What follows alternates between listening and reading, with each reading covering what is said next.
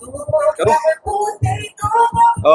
लोक आस्था के महापर्व का आज तीसरा और आखिरी दिन है और आज के दिन जो व्रती महिलाएं हैं, जो पुरुष हैं, वो उगते हुए सूर्य को अर्घ देते हैं। देखिए, मैं इस वक्त मौजूद हूँ दिल्ली एनसीआर के एक घाट पर। एक बार तस्वीरों में आप पूरा दिखाइए, तस्वीरों में दिखाइए कितनी बड़ी संख्या में जो लोग हैं यहाँ पर छठ पूजा मनाने के लिए आते हैं। और इस घाट पर लगातार पिछले 25 से 30 वर्षों से इसी तरह से यहाँ पूजा अर्चना की जाती है और यहाँ पर जो व्रती है वो यहाँ पे व्रत करते हैं। और आप देखेंगे कि इस वक्त जो तस्वीरों में आप देख रहे होंगे कि जो व्रती महिलाएं हैं वो यहाँ पर अर्घ देने के लिए आई हैं।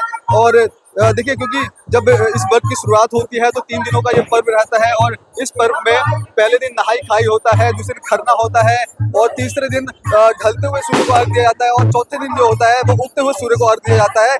इसके बाद क्या कुछ प्रक्रिया होती है वो हम व्रती महिलाओं से भी जानेंगे, लेकिन तस्वीरों में एक बार आप दिखलाइए, कैमरा मूव कीजिए जरा और कैमरा का मूव करके दिखाइए। जो यहाँ पे सुबह का लगभग 4:30 का ये वक्त है और 4 बजे के वक्त से ही शुरुआत है और पानी का जो यहाँ का जो तापमान है वो काफी गिरा हुआ है, बेहद ठंड है, लेकिन बावजूद देखिए छठी मैया की जो शक्ति है, वो शक्ति किस तरह से आप देख सकते हैं कि इतने ठंडे पानी में भी ये लोग खड़े हुए हैं।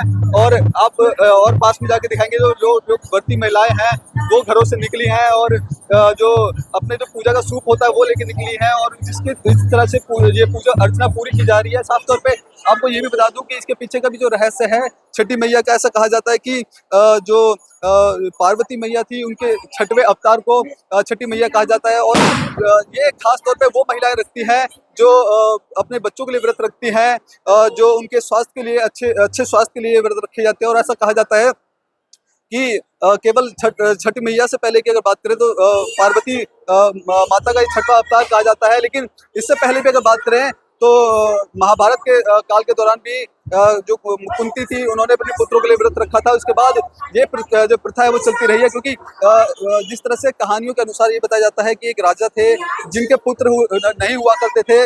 उन्होंने जो छठी मैया से वरदान मांगा था और वरदान के बाद उनके जो पुत्र है वो सही ठीक से उनका जन्म हुआ और सही तरीके से जीवित रहे। तो इसके बाद से जो मान्यता है और ज्यादा बढ़ जाती है। देखिए, तस्वीरों में देखेंगे कि देखिए जो वक्त है सुबह अभी 4:30 बजे का है और 4:30 बजे से अब जो पानी का जो काफी ठंडा है और उसके बावजूद भी जो आस्था है वो कहीं ना कहीं लोगों में देखी जा सकती है कि जो माता में विश्वास है, जो माता में जो व्रती है, जो व्रत रख रहे हैं। अब देखिए, आप तस्वीरों में हाथों में सूप लेकर के, हाथों में अगरबत्ती लेकर के, नारियल लेके माता को जो छठी मैया को उगते हुए सूर्य को अर्घ दिया जा रहा है। इसके बाद ये महिलाएं घर जाएंगी, अपना व्रत को खोलेंगी और उसके बाद प्रसाद को वितरित किया जाएगा। और ये जो प्रसाद है जो छठी मैया के लिए खास तौर पर लेकर के आया जाता है उसको फिर लोगों में बांटा जाता है।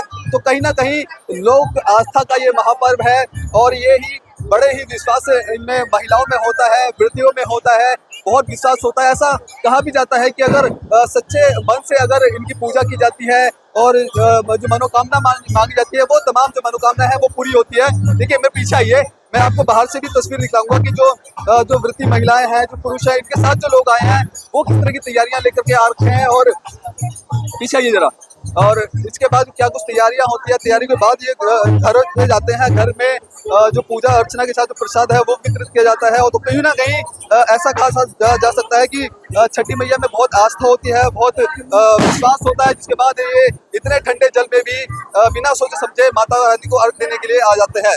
ऐसे ही महापर्व होते हैं जो एकता और एकजुटता को बनाए हुए रखते हैं। कैमरा पर्सन कमलेश कुमार के साथ मैं संदेश सक्सेना, पंजाब केसरी.com, दिल्ली।